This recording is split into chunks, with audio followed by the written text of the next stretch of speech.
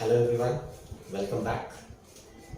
तो आज के लेक्चर में हम लोग फैक्टर्स अफेक्टिंग ऑन पीरियोडिसिटी, जैसे कि लास्ट लेक्चर में हम लोगों ने इलेक्ट्रॉनिक कॉन्फ़िगरेशन से रिलेटेड कॉन्सेप्ट देखी थी। इलेक्ट्रॉन की फीलिंग कैसे होती है देखा था हम लोगों ने, अबाउट प्रिंसिपल देखा था, हर्ट्ज रूल्स देखे थे एंड पॉलिंस एक्सक्लूजन प्रिंसिपल भी देखा था।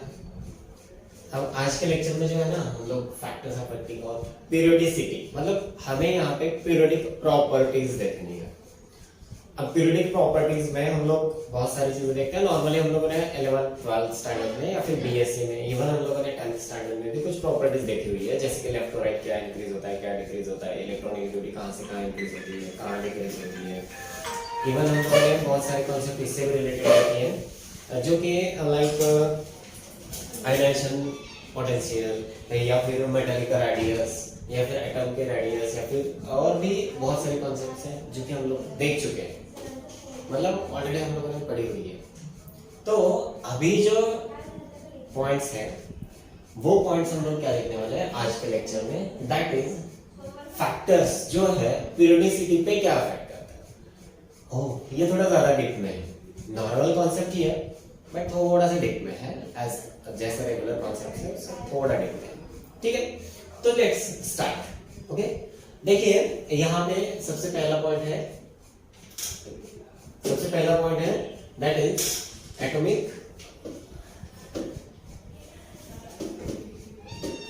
ओके, पहला पॉइंट कौन सा है? Atomic radius. Atomic radius which is directly proportional to principal quantum number. अब प्रिंसिपल क्वांटम नंबर मतलब क्या? कंसीडर, देखिए हम लोग फर्स्ट ग्रुप में चलते हैं। For example lithium, sodium, potassium, rubidium, caesium and francium. Okay, अब अगर हम लोग इसमें देखते हैं तो देखिए पहले में मतलब यहाँ पे शेल नंबर कौन सा है? यहाँ पे हाइड्रोजन होता है ना। ओके, इसको हम लोग सेंटर में लिखते हैं। ठीक है, यहाँ पे 1 2 3 4 5 6 7 ऐसे प्रिंसिपल क्वांटम नंबर्स हैं ना। उसके अकॉर्डिंग अगर हम लोग टॉप टू बॉटम चलते हैं पीरियोडिक टेबल में, तो प्रिंसिपल क्वांटम नंबर कैसे हो रहा है? इंक्रीज हो रहा है। जैसे ही प्रिंसिपल क्वांटम नंबर इंक्रीज हो जाता है वैसे एटॉमिक रेडियस भी इंक्रीज होने लग जाती है। ऑब्वियसली नॉर्मल सी कॉन्सेप्ट है, क्योंकि वहां पे ऑर्बिटल्स अगर बढ़ेंगे तो स्पेस में जगह ऑक्युपाई करने लग जाएगी।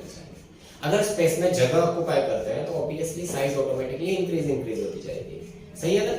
ओके, तो ये कॉन्सेप्ट क्या थी कि भाई एटॉमिक रेडियस जो है वो directly proportional to principal quantum number थी। या फिर ऐसे भी एग्जाम में ऐसे भी दिया जा सकता है आपको कि principal quantum number is directly proportional to atomic radius, ऐसे भी आ सकता है। मतलब घुमाया जाएगा आपको एग्जाम में, जस्ट फ्लिप किया जाएगा या फिर मतलब कॉन्सेप्ट को घुमा के पूछा जाएगा। ठीक है, ओके। देन दूसरा इफेक्ट है दैट इज स्क्रीनिंग इफेक्ट। ठीक है, कौन सा इफेक्ट है? Screening effect. नाउ ये जो स्क्रीनिंग इफेक्ट है वो भी directly proportional to atomic radius है। मतलब जैसे जैसे एटॉमिक रेडियस बढ़ेगी वैसे वैसे स्क्रीनिंग इफेक्ट भी बढ़ेगा। हो, एटॉमिक रेडियस बढ़ेगी तो स्क्रीनिंग इफेक्ट बढ़ेगा।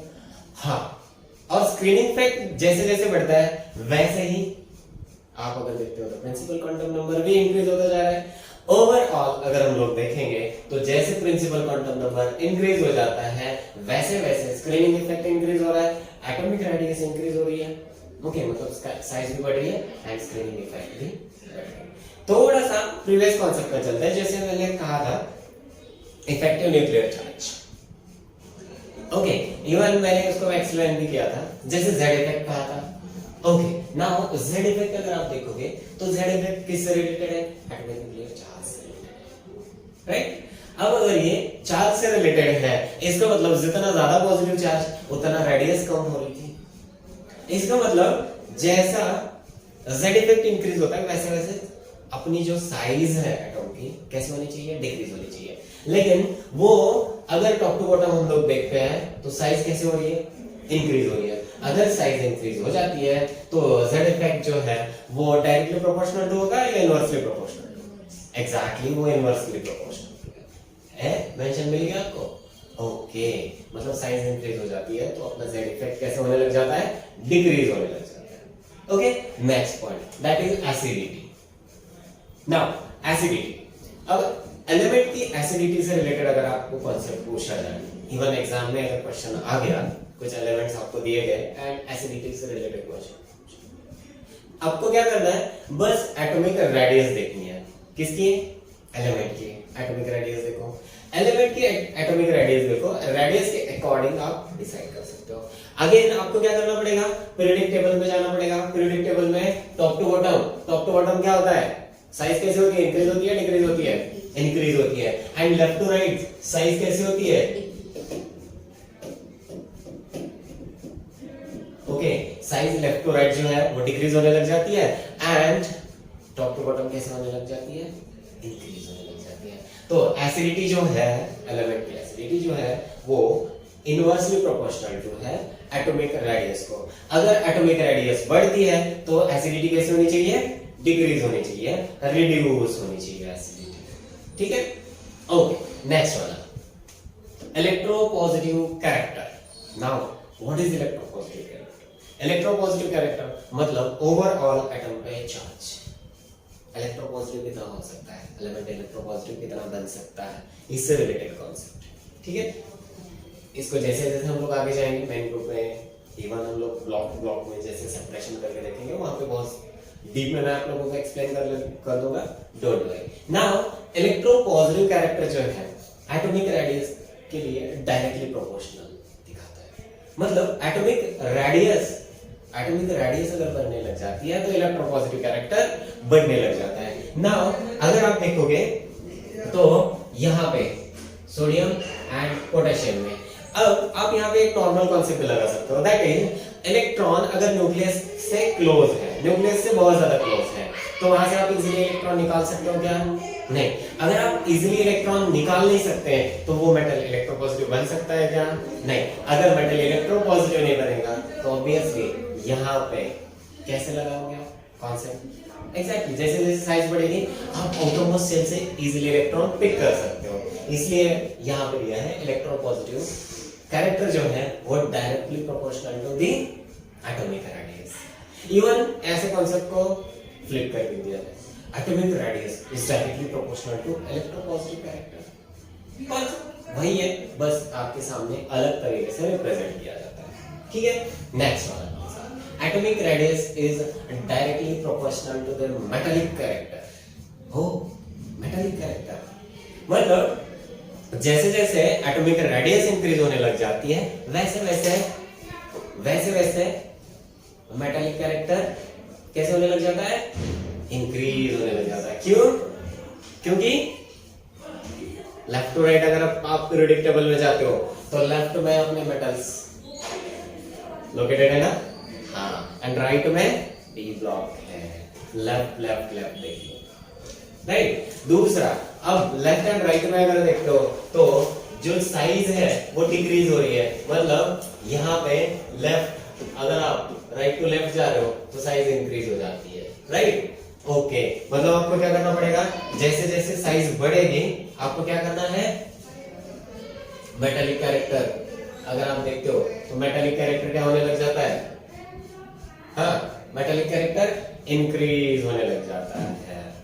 ठीक है ना, ओके। तो उससे पहले पॉइंट जैसे मैंने कहा था कि इलेक्ट्रोपॉजिटिव कैरेक्टर, इलेक्ट्रोपॉजिटिव कैरेक्टर कैसा है, directly proportional to atomic radius. अगर वही मतलब इलेक्ट्रॉन रिच एलिमेंट से अगर आते हैं या फिर हम लोग इलेक्ट्रोनेगेटिव कैरेक्टर की ओर जाते हैं तो वो इनवर्सली प्रोपोर्शनल हो जाएगा, राइट। ओके, ठीक है। नेक्स्ट वाला मेटालिक कैरेक्टर हो गया, ठीक है। नेक्स्ट वाला पॉइंट दैट इज, यहां पे आते हैं नेक्स्ट वाले पॉइंट में। देखिए, atomic radius is directly proportional to the magnitude of negative charge. Okay, देखिए एटॉमिक रेडियस जो है वो डायरेक्टली प्रोपोर्शनल टू बता रहा है कि magnitude of negative charge. Okay, चलो इसको एक बार देख लो। ओके, देखिए अब देखिए यहां पे नेक्स्ट वाला जो पॉइंट है, एटॉमिक रेडियस जो है वो directly proportional to the magnitude of the negative charge. मतलब एटम पे अगर नेगेटिव चार्ज बढ़ने लग जाता है तो ऑटोमेटिकली एटम की साइज इंक्रीज होने लग जाती है। अगर एटम की साइज इंक्रीज होने लग जाती है तो वो डायरेक्टली प्रोपोर्शनल टू रहेगा। इसका मतलब जितना ज्यादा नेगेटिव चार्ज उतना एटम की साइज इंक्रीज हो जाएगी, राइट। उसके लिए मैं कुछ एग्जांपल देने वाला हूं आप लोगों को, हम लोग थोड़ा सा आगे जाने के बाद में देखते हैं, नेक्स्ट वाला पॉइंट भी कवर कर लेते हैं, ठीक है। नेक्स्ट यहाँ पे एटॉमिक रेडियस, ओके। यहाँ पे देखिए, यहाँ पे मैंने एक स्मॉल मिस्टेक की है, दैट इज स्मॉल मिस्टेक मैं आपको इंडिकेट करवा देता हूँ। यहाँ पे पॉजिटिव चार्ज होना चाहिए, ठीक है। ओके, नाउ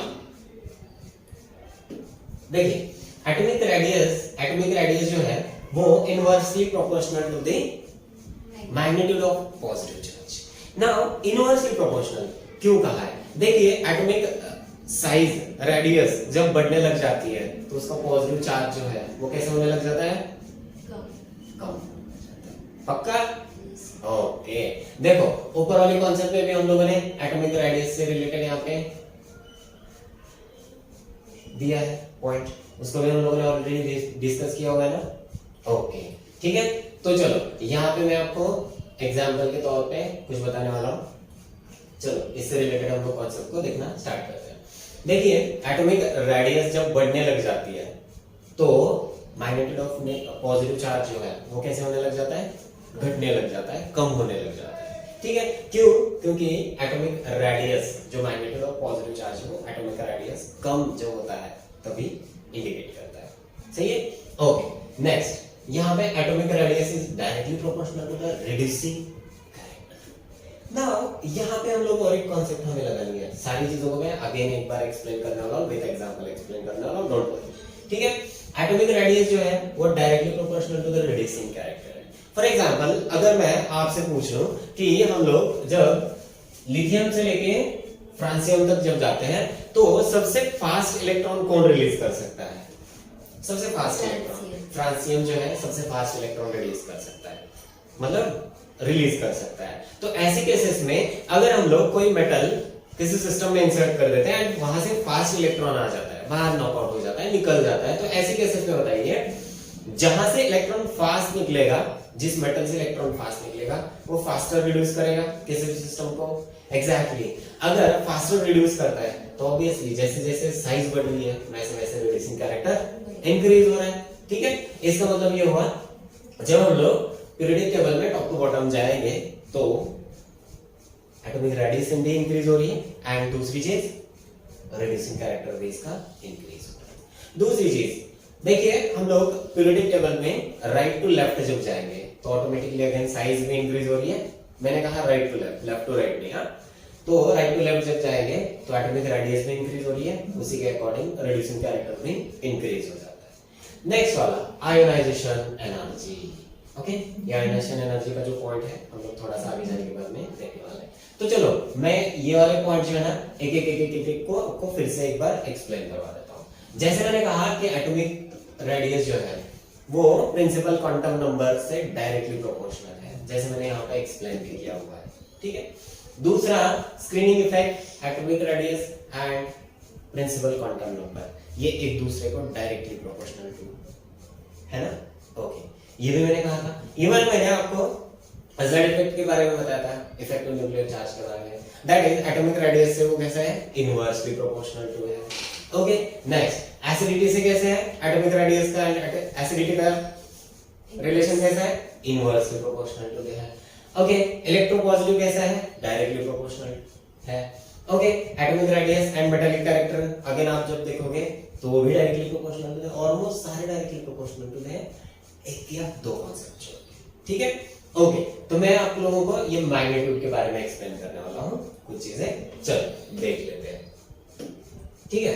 नाउ देखिए यहाँ पे एटॉमिक रेडियस जो है, यहाँ पे मैंने पॉजिटिव कहा था ना आपसे, ठीक है, ये पॉजिटिव करवा देता हूं मैं ताकि आपका कंफ्यूजन बढ़े, ठीक है। नाउ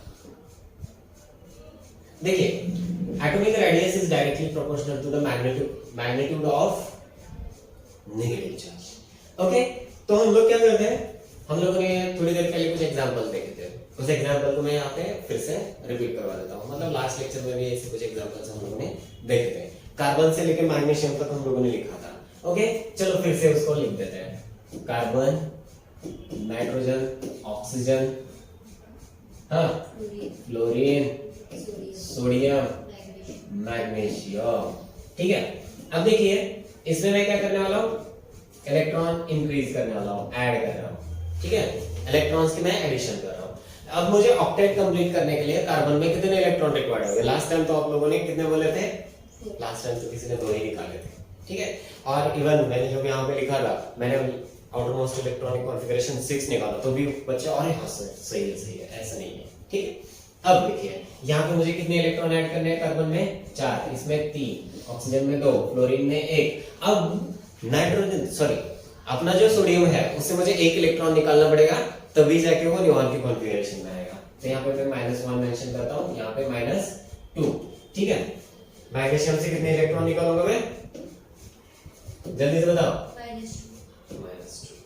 ओके, तो यहाँ से मैं -2 इलेक्ट्रॉन निकालूंगा, तो ये +2 ऑक्सीडेशन स्टेट में आ जाएगा। तो इसको हम लोग अब ऐसे लिखते हैं, C4- nitrogen, 3- oxygen, 2- fluorine, sodium plus magnesium +2 या फिर 2+। ठीक है, ओके। अब अगर हम लोग देखते हैं, जैसे मैंने यहाँ पे प्रोटॉन एंड इलेक्ट्रॉन को कंपैरिजन करके दिया हुआ था, तो चलो अब यहाँ पे लिखते हैं इलेक्ट्रॉन्स एंड यहाँ पे लिखते हैं प्रोटॉन्स। कार्बन में कितने इलेक्ट्रॉन्स हैं? 10। नाइट्रोजन में 10, ऑक्सीजन, फ्लोरीन, सही है, सब में 10 इलेक्ट्रॉन्स है। ओके, दूसरा प्रोटॉन्स। अगर मैं प्रोटॉन्स देख लो, कार्बन में कितने प्रोटॉन है? जल्दी बताओ।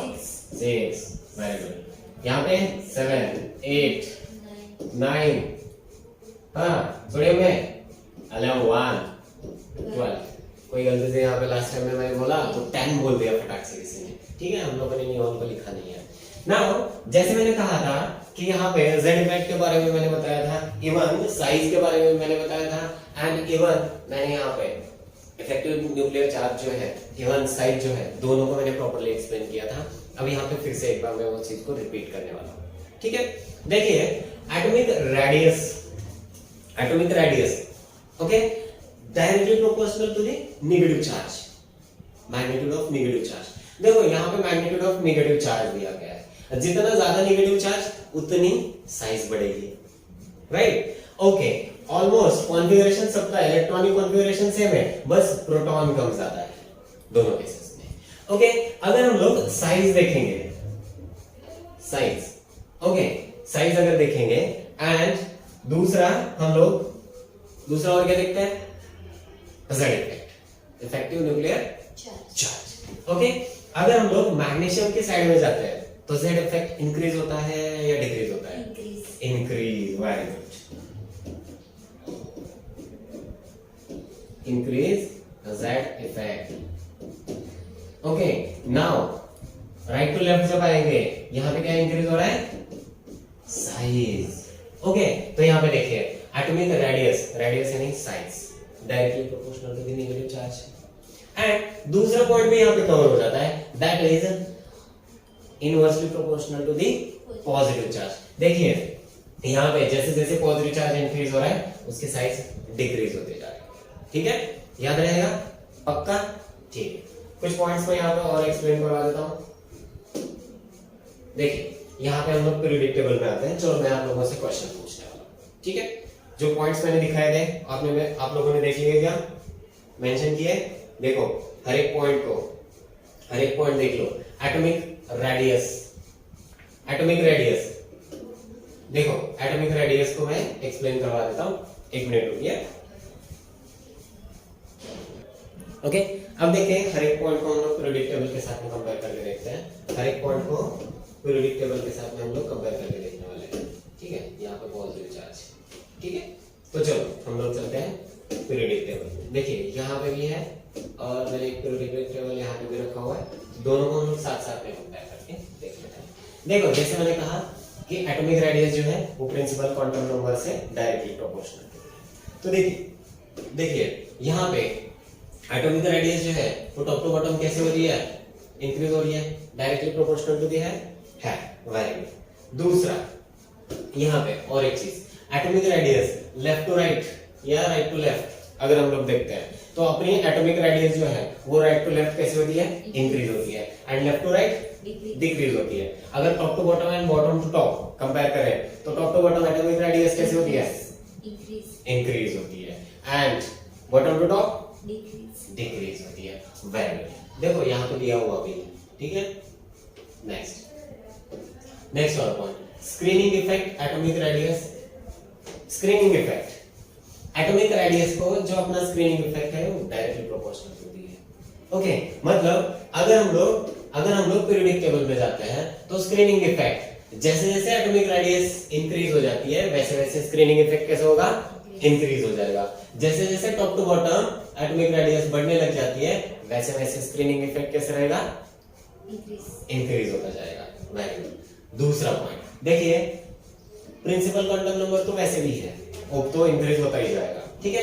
नेक्स्ट वाला जेड इफेक्ट। जेड इफेक्ट जो है वो एटॉमिक रेडियस को कैसा है, इनवर्सली प्रोपोर्शनल है। इसका मतलब ये हुआ कि अपना जो जेड इफेक्ट है यहाँ पे atomic radius top to bottom atomic radius कैसे हो रही है, इंक्रीज हो रही है, वैसे ही जेड इफेक्ट कैसा होगा, डिक्रीज होगा। इसका मतलब अपना जो जेड इफेक्ट है बॉटम टू टॉप कैसे होगा, जेड इफेक्ट इंक्रीज होगा, जेड इफेक्ट, ठीक है। एंड यहाँ पे क्या है, रेडियस, ओके, यहाँ पे भी रेडियस है, ठीक है। देन अब again right to left screening effect decrease होगा, वही Z effect, okay, very good. Next देखिए, एसिडिटी एटॉमिक रेडियस से कैसे है, acidity inversely proportional to the है। इसका मतलब एसिडिटी मतलब एसिडिटी ऑर्डर अगर आप देखोगे, एसिडिक कैरेक्टर अगर आप देखने जाओगे तो inversely proportional to the principal quantum number atomic radius, right. अब प्रिंसिपल क्वांटम नंबर जैसे जैसे बढ़ने लग जाता है, जैसे जैसे प्रिंसिपल क्वांटम नंबर बढ़ने लग जाता है वैसे वैसे एसिडिटी कैसे होगी, अभी कम हो जाएगी। वेरी गुड, मतलब acidity left to top to bottom या bottom to top, top to bottom decrease, bottom to top increase. Very good, acidity, okay. Bottom to top कैसे हो रही है, एसिडिटी इंक्रीज हो रही है। नाउ राइट टू लेफ्ट बताओ जल्दी से, increase, very good, acidity increase हो जाएगी, ठीक है। Next again electropositive character directly proportional to the atomic radius. अब देखो यहां पे आते हैं फिर से यहाँ पे, ठीक है। अगर हम लोग इलेक्ट्रोपॉजिटिव कैरेक्टर के बारे में देखें, जैसे जैसे एटॉमिक साइज बढ़ेगी इलेक्ट्रोपॉजिटिव कैरेक्टर इंक्रीज हो जाएगा, इलेक्ट्रोपॉजिटिव कैरेक्टर। जैसे जैसे हम लोग लेफ्ट मतलब राइट टू लेफ्ट जाएंगे पीरियोडिक टेबल में, इलेक्ट्रोपॉजिटिव कैरेक्टर इंक्रीज हो जाएगा, याद रहेगा पक्का। नेक्स्ट देखिए, इलेक्ट्रोपॉजिटिव कैरेक्टर हो गया, मेटालिक कैरेक्टर, ठीक है। ये मेटालिक कैरेक्टर भी जो है वो कैसा है, डायरेक्टली प्रोपोर्शनल। ओके, यहाँ पे देखिए हम लोग राइट टू लेफ्ट जब जाएंगे तो मेटालिक कैरेक्टर